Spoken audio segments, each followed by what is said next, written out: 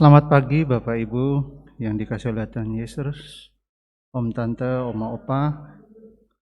Di pagi ini kita akan memulai ibadah kita, ibadah PKLU di tanggal 6 November. Ibadah hari Sabtu tanggal 6 November 2021. Ibadah ini akan dipimpin oleh Penatua Bapak Jimmy Hanafi. Mari Bapak Ibu, saya undang bangkit berdiri untuk kita menyanyikan Kidung Jemaat 3 ayat yang pertama.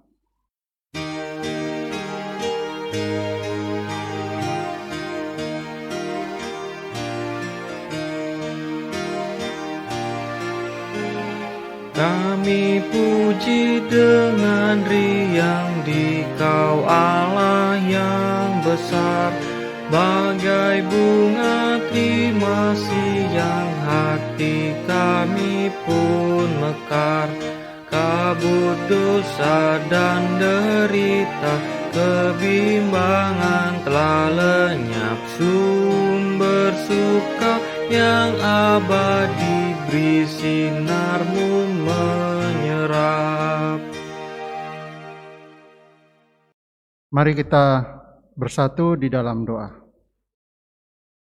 Tuhan Allah Tuhan yang bertata dalam kerajaan sorga, puji dan syukur kami panjatkan kehadirat-Mu ya Tuhan atas penyertaan Tuhan Yesus bagi kami di sepanjang hari ini ya Tuhan. Terima kasih ya Bapa. Di saat ini kami akan memulai ibadah PKLU kami ya Tuhan. Tuhan Yesus berkati ibadah ini dari awal pertengahan hingga akhir tanpa kurang satupun. Di dalam nama Tuhan Yesus Kristus kami sudah berdoa. Amin. Baik Bapak Ibu, kita akan membaca litani puji-pujian terambil dari Mazmur pasal 92 ayat 13 hingga ayat yang ke-16. Mazmur pasal 92 ayat 13 hingga ayat yang ke-16. Orang benar akan bertunas seperti pohon korma, akan tumbuh subur seperti pohon aras di Libanon. Mereka yang ditanam di bait Tuhan akan bertunas di pelataran Allah kita. Pada masa tua pun mereka masih berbuah, menjadi gemuk dan segar, untuk memberitakan bahwa Tuhan itu benar, bahwa Ia gunung batuku dan tidak ada kecurangan padanya. Baik Bapak Ibu, jemaat dipersilakan untuk duduk kembali. Kita akan menyanyikan nyanyian jemaat di dalam Gita Bakti 69.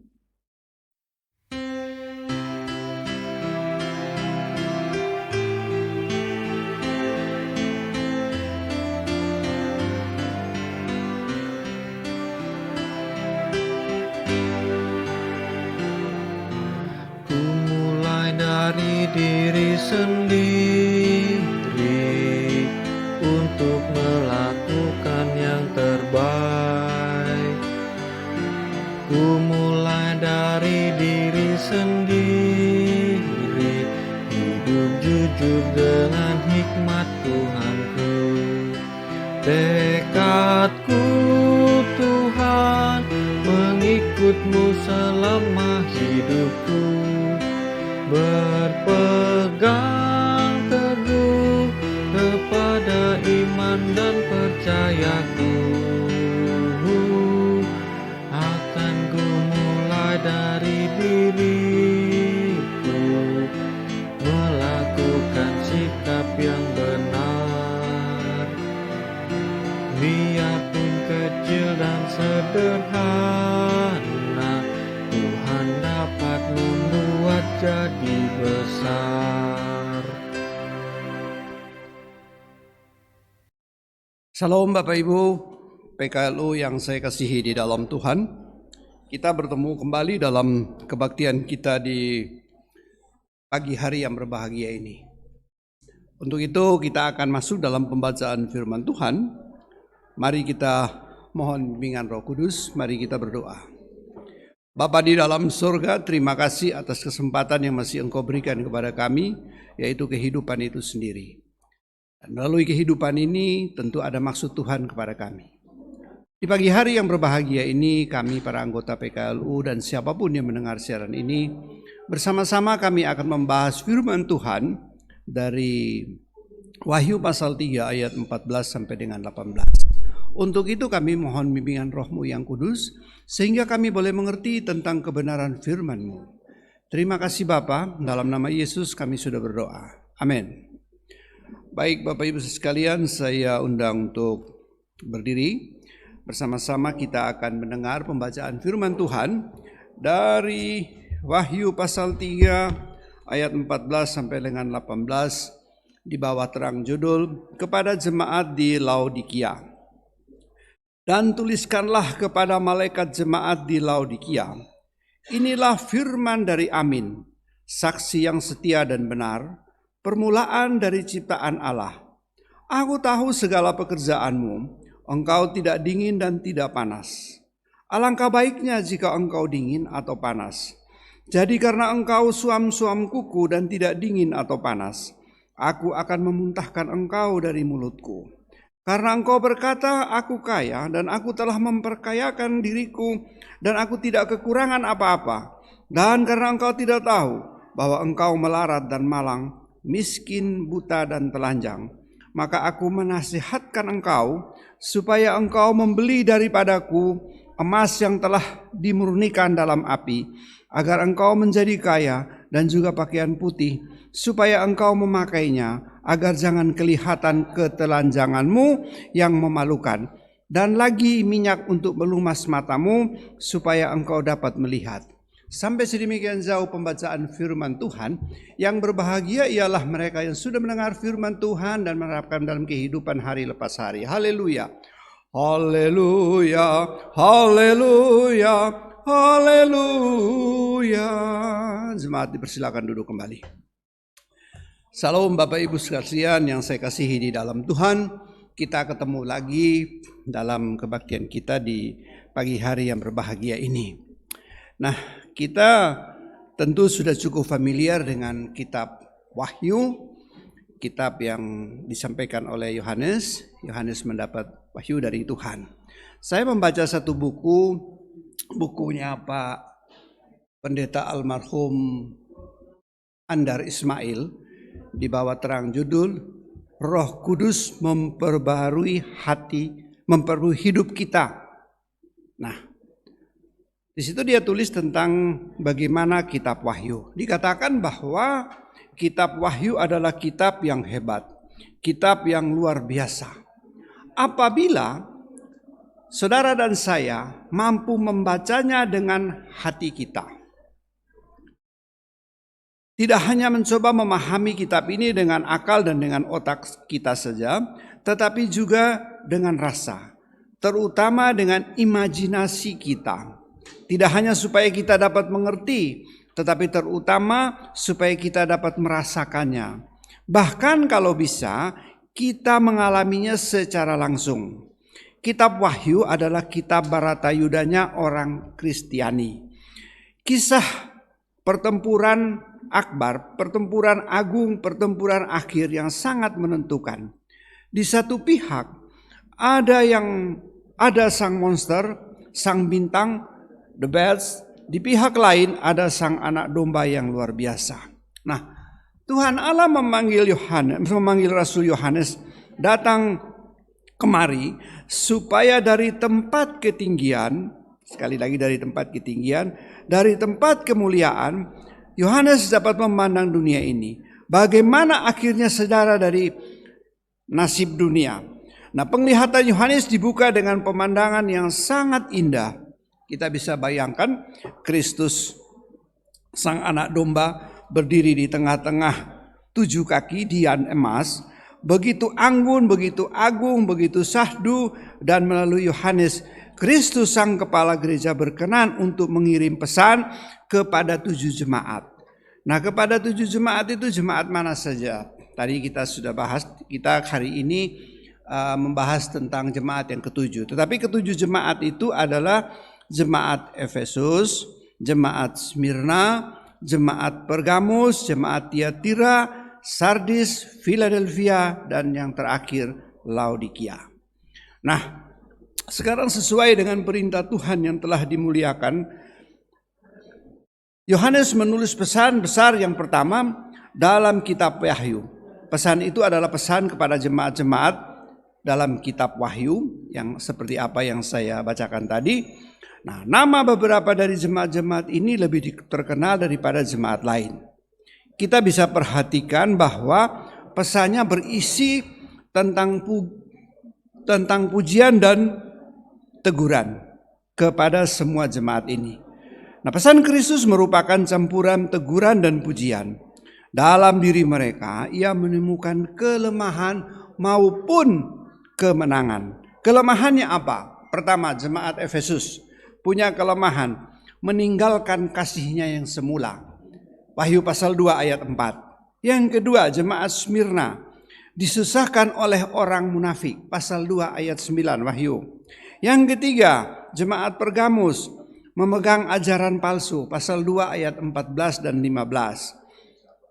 Yang keempat, jemaat Tiatira membiarkan pengajar yang sesat. Pasal 2 ayat 20. Yang kelima, jemaat Sardis, kematian rohani. Pasal 3 ayat 1. Yang keenam, jemaat Philadelphia, kekuatannya tidak seberapa. Pasal 3 ayat 8. Dan yang terakhir, jemaat Laodikia, kesuaman rohani. Pasal 3 ayat 16 yang sudah kita baca tadi. Nah, kepada semua jemaat ini Yohanes menyampaikan teguran keras kecuali jemaat Philadelphia. Nanti bisa dibacakan sendiri. Namun demikian, pujian yang lemah yaitu bahwa kekuatanmu tidak seberapa mengandung unsur teguran juga. Artinya ada teguran untuk jemaat Philadelphia tadi. Nah, sekarang tadi kita sudah melihat bagaimana kelemahan mereka. Sekarang kita melihat bagaimana kemenangan mereka.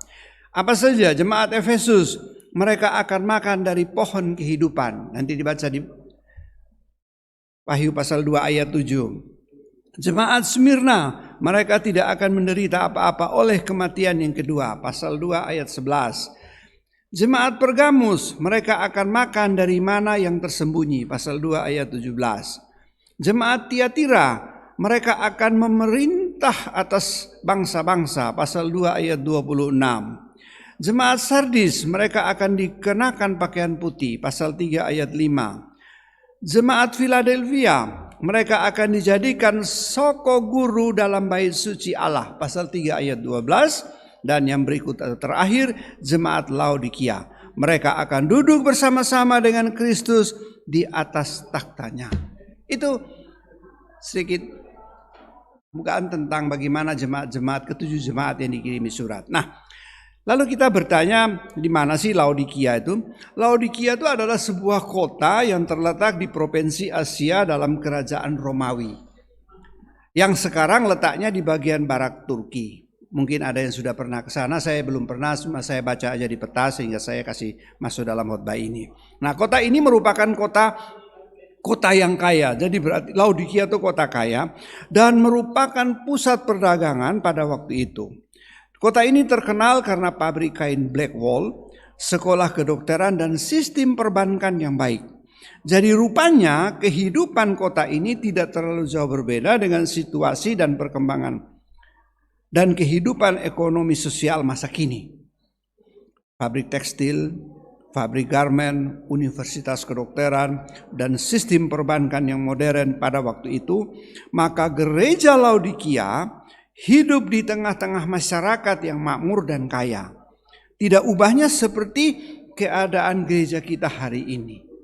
Namun sayang sekali dari ketujuh jemaat yang dikecam oleh Tuhan dalam ketujuh suratnya dalam kitab Wahyu ini, jemaat Laodikia lah yang mendapat kecaman dan teguran yang paling keras dan tajam. Oleh sebab itu, gereja Laodikia kita ambil sebagai contoh atau perbandingan dengan keadaan gereja kita hari ini. Dan kita berbicara tentang bagaimana teologi kemakmuran. Bapak Ibu saudara sekalian, kita manusia ini memang ya namanya juga manusia. Hidup terlalu kaya, kadang-kadang kita juga bisa menghujat Tuhan. Hidup miskin, hidup sengsara, kita juga menghujat Tuhan. Nah, jemaat Laodikia ini mereka tetap datang beribadah, mereka melaksanakan apa yang seharusnya mereka laksanakan. Tetapi mereka itu tadi suam-suam kuku, di ayat 16 dia bilang, jadi karena engkau suam-suam kuku dan tidak dingin atau panas, aku akan memuntahkan engkau dari mulutku. Nah, di sini Tuhan mau minta kepada kita supaya dalam membangun hubungan kita dengan Tuhan, ya kalau panas ya panas, dingin ya dingin, begitu saja deh. Jadi jangan suam-suam kuku. Nah, sehingga ada satu kepastian dalam membangun hubungan yang baik antara kita dengan Tuhan. Tuhan yang tidak kita kelihatan atau tidak terlihat oleh kita secara kasat mata, kita bisa membangun hubungan yang baik, apalagi dengan sesama manusia yang setiap hari kita melihat. Kita bersama-sama, kita bersosialisasi. Kalau sesama kita saja kita sudah tidak beres, lalu kita mengatakan saya mengasihi Tuhan, ini patut dipertanyakan. Kita mengasihi yang kelihatan di depan kita, Tuhan yang tidak kelihatan otomatis kita percaya. Tapi kalau kita mengatakan bahwa saya mengasihi Tuhan yang kita tidak lihat, nah ini memang repot. Nah, Bapak Ibu saudara sekalian, firman Tuhan di hari ini mau mengingatkan kepada kita supaya ketika Tuhan memberkati kita di dalam segala hal, berkat Tuhan kepada kita kan bukan soal materi saja. Tuhan memberkati kita melalui suami, melalui istri, melalui anak, melalui cucu, melalui keluarga, rumpun keluarga, macam-macam berkat Tuhan kepada kita. Tuhan memberkati kita melalui materi, keuangan, harta benda dan lain sebagainya. Dimaksudkan di sini, nanti kita akan sambung pada khotbah nanti besok hari Minggu, bahwa kita yang kuat ini wajib membantu yang lemah. Jadi berkat yang Tuhan berikan kepada kita tadi, janganlah kita mempergunakan sendiri karena orang lain juga memerlukan. Intinya seperti itu, sehingga ada kesinambungan, ada keseimbangan dalam kehidupan rohani kita. Ada yang mengatakan bahwa waduh Pak Nafi, kami ini sudah lansia semua, sudah PKLU, termasuk saya juga sudah PKLU, karena saya sekarang kan sudah 64 tahun. Sehingga kita sudah senasib sepenanggungan, sama-sama PKLU. Ada yang mengatakan bahwa ketika kita sudah tua, sudah PKLU, sudah tidak ada berkat lagi. Kata siapa? Coba Bapak Ibu membaca buku-buku orang sukses. Di antaranya pemilik dari Kentucky Fried Chicken, beliau sukses di usia 65 tahun. Apa itu tidak ada berkat Tuhan? Ada saja, berkat Tuhan bisa datang kapan saja, di usia berapa saja. Tergantung bagaimana saudara dan saya mau memanage kehidupan ini, sehingga berkat Tuhan itu bisa datang kepada kita. Sehingga melalui berkat Tuhan, kita pun juga memberikan berkat kepada orang. Kita diberkati dan kita memberkati. Take and give sajalah. Sama-sama, sehingga ada keseimbangan. Nah, sekarang kita semua sudah usia lansia, kita di antara kita ada yang sehat, baik secara fisik, secara ekonomi, keluarga dan lain sebagainya. Tetapi namanya hidup tentu ada saja masalah. Mungkin ada di antara kita sudah sakit-sakitan, secara ekonomi juga kita cukup repot dan lain sebagainya, sehingga membuat kita menjadi putus asa dalam menghadapi hidup yang Tuhan berikan ini. Tetapi firman Tuhan di pagi hari ini mau menguatkan kepada kita supaya seperti apapun keadaan kita, baik kita senang maupun kita susah, kita tetap membangun hubungan dengan Tuhan yang pasti. Panas ya panas, dingin ya dingin. Jangan suam-suam kuku. Kita percaya bahwa kehidupan yang masih Tuhan percayakan kepada kita bukan cuma-cuma. Ada satu maksud dan tujuan Tuhan memberikan kehidupan kepada kita. Sehingga walaupun kita dalam keadaan tua, kita dalam keadaan renta, kita dalam keadaan sakit-sakitan, atau kita dalam keadaan seperti apapun, kita bisa menjadi saksi bagi Tuhan melalui apa saja. Itu yang harus kita ingat dengan baik-baik. Bapak Ibu saudara sekalian yang saya kasihi di dalam Tuhan, tubuh kita terdiri dari daging, darah, tulang, dan lain-lain. Pasti kita bisa sakit. Mobil saja dari besi juga rusak, apalagi badan kita. Tetapi iman percaya kita kepada Tuhan tidak pernah luntur dan tidak akan rusak. Seperti apapun keadaan kita. Semua rumah tangga, semua orang punya persoalan sendiri-sendiri dalam kehidupan mereka.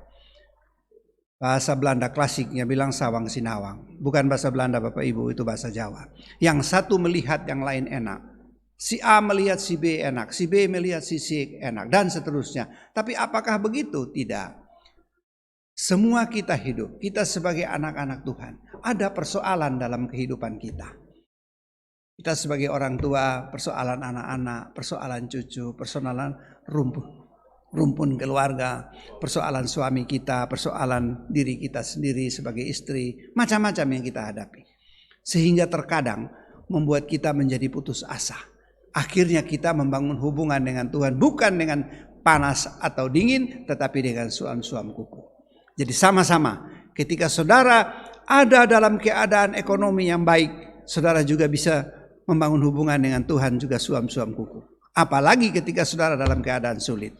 Sudah dalam keadaan sulit, baca firman Tuhan, Matius pasal 7 ayat 7, dia bilang mintalah maka akan diberi, ketoklah maka pintu akan dibukakan, carilah maka kamu akan mendapatkan. Pokoknya seperti itulah. Sudah berdoa sampai 3 bulan, 4 bulan, 5 bulan juga tidak ada penyelesaian. Sakit asam urat bukan tambah sembuh malah tambah kumat. Kolesterol lagi, macam-macam penyakit. Sudah begitu duit tidak ada lagi. Sehingga apa yang terjadi membuat kita menjadi apatis. Membuat kita menjadi putus asa dalam menghadapi hidup ini. Orang datang berdoa kepada kita, mungkin kita bisa berkata, iya kamu berdoa enak, kamu enak, saya ini sorong. Jadi kita menganggap kita sudah paling susah, orang lain senang semua, sehingga dia berdoa begitu. Tidak Bapak Ibu Saudara sekalian yang saya kasihi di dalam Tuhan. Kita semua mempunyai persoalan yang sama di dalam hidup. Selama kita hidup di dunia ini, persoalan tidak akan selesai. Tetapi Tuhan mau mengajarkan kepada kita, mari kita sama-sama memanage persoalan itu. Sehingga dari persoalan itu tadi, iman percaya kita makin dibangunkan. Dan kita juga bisa membangunkan iman percaya orang lain. Amin Bapak Ibu Saudara sekalian, yakin dan percaya itu, ini firman Tuhan yang mengatakan itu. Mungkin ada orang membacakan, wah ini kitab Wahyu, ini kitab medeni begitu, kitab takut-takut. Tidak. Sudah saya katakan di depan tadi, kalau kita memperhatikan kitab Wahyu dengan sungguh-sungguh, dengan hati kita, maka kita akan mendapatkan banyak hal di situ.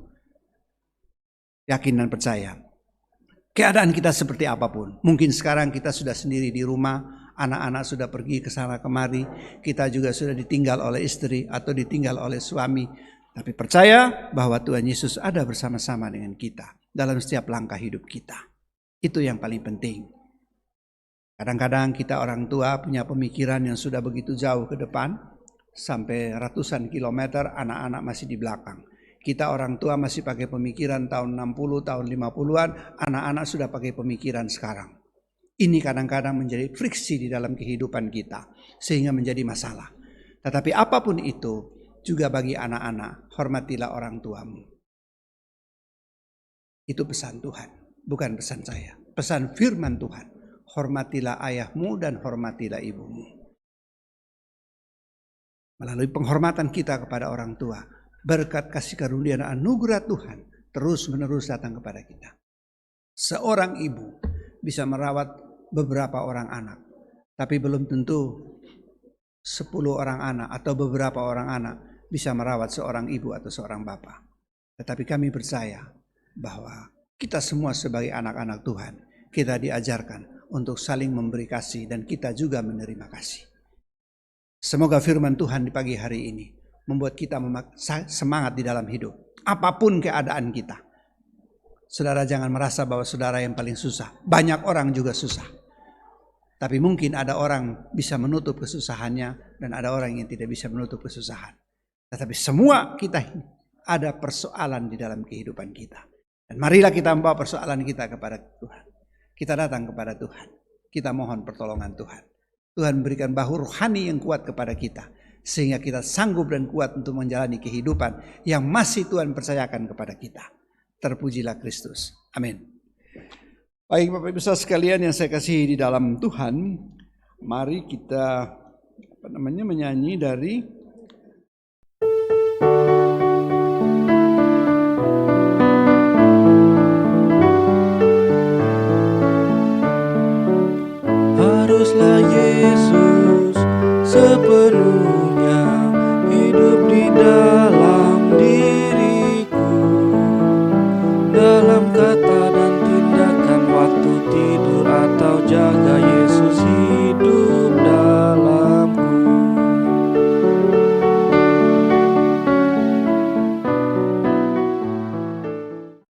masuk di dalam doa syafaat.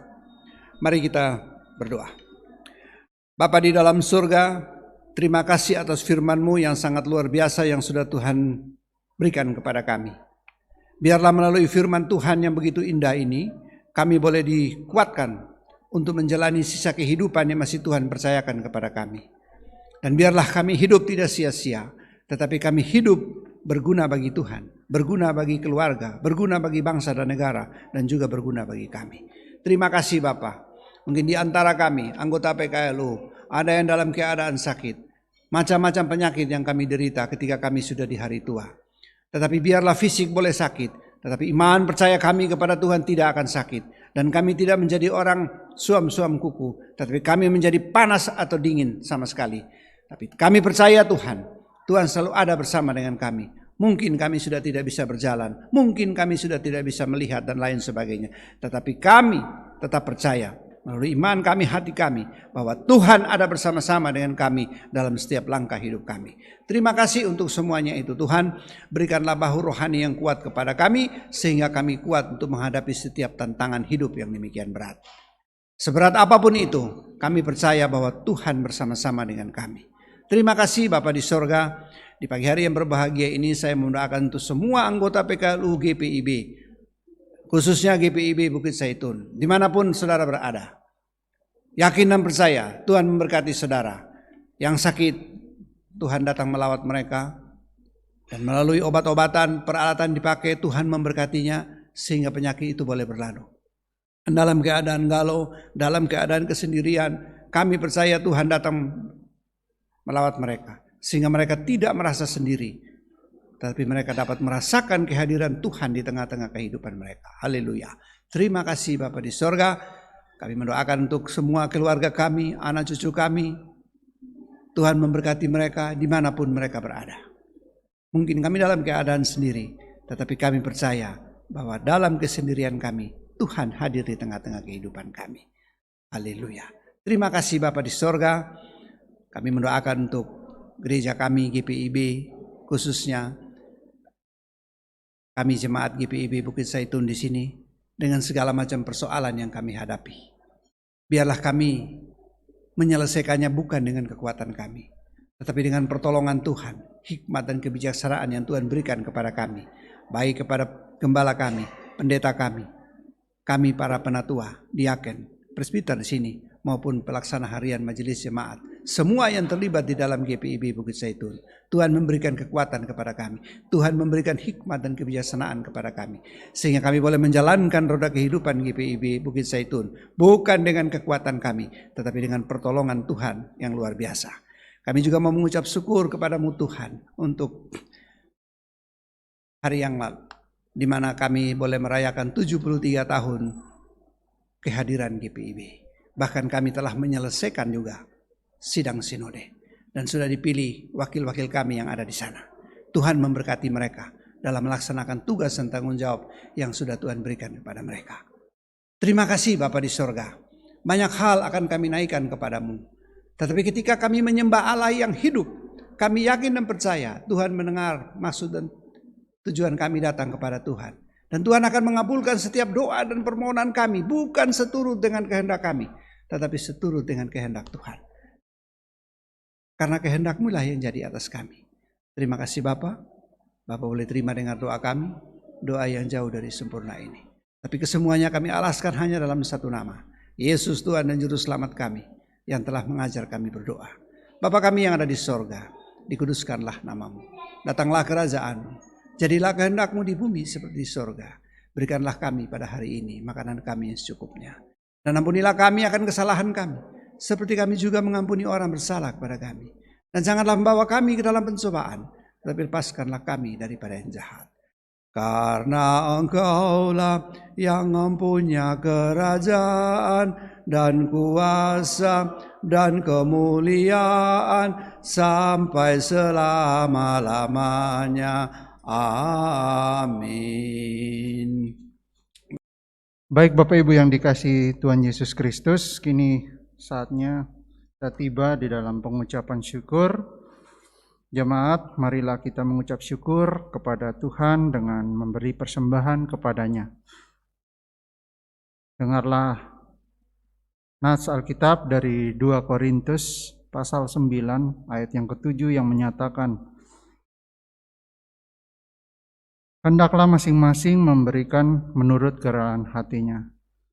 Jangan dengan sedih hati atau dengan paksaan, sebab Allah mengasihi orang yang memberi dengan sukacita. Tuhan Yesus memberkati saudara dan persembahan saudara.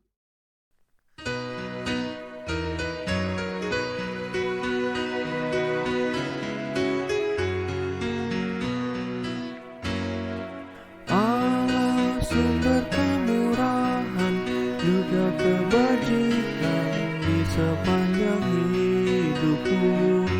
Bersyukur senantiasa, puji nama Tuhan kini dan kekal.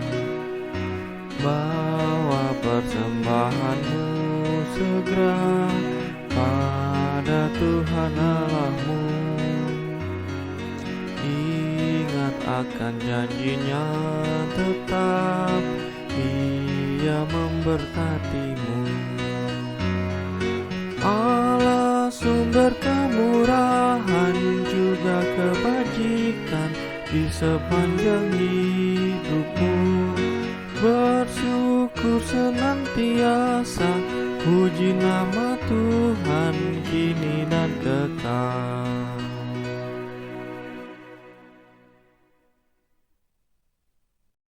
Baik Bapak Ibu, saya undang untuk jemaat Tuhan berdiri. Kita akan mendoakan persembahan kita. Mari kita bersatu di dalam doa.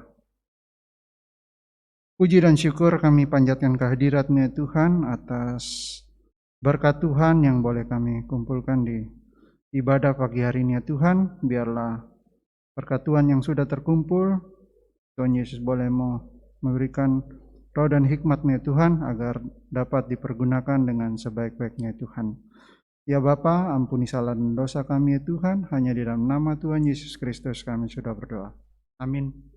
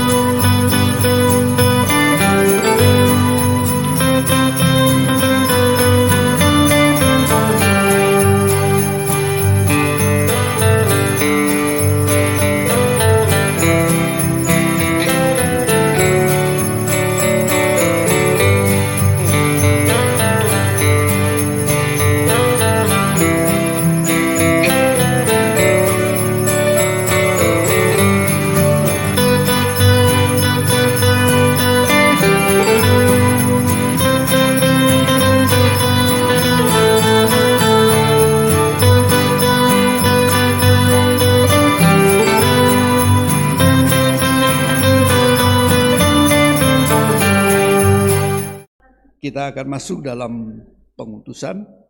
Jemaat saya undang untuk berdiri. Bersama-sama kita akan menyanyi dari Gita Bakti 214 ayatnya yang pertama. Gita Bakti 214 ayatnya yang pertama.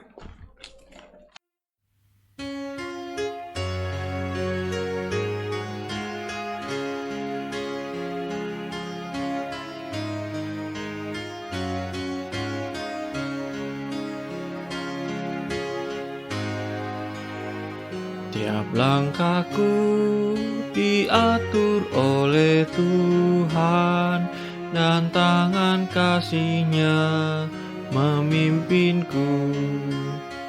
Di tengah gelombang dunia menakutkan, hatiku tetap tenang teduh.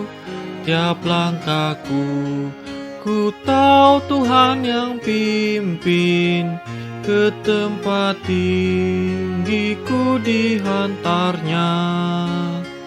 Hingga sekali nanti aku tiba di rumah Bapa surga yang bakal. Mari kita masuk dalam doa untuk menerima berkat Tuhan. Kita berdoa. Tuhan, terima kasih atas pertolongan Tuhan, atas penyertaan Tuhan dalam ibadah kami di pagi hari ini. Tidak sempurna apa yang kami laksanakan, tetapi kami percaya bahwa Tuhan akan menyempurnakannya. Sebentar kami akan berpisah secara virtual satu dengan yang lain. Tetapi kami percaya bahwa kasih Tuhan ada bersama-sama dengan kami. Tetap menyertai kami dimanapun kami berada. Oleh karenanya Bapa, kasih karunia dan damai sejahtera dari Allah Bapa kita dan dari Tuhan Yesus Kristus menyertai saudara sekalian sekarang sampai selama-lamanya. Amin, amin, amin.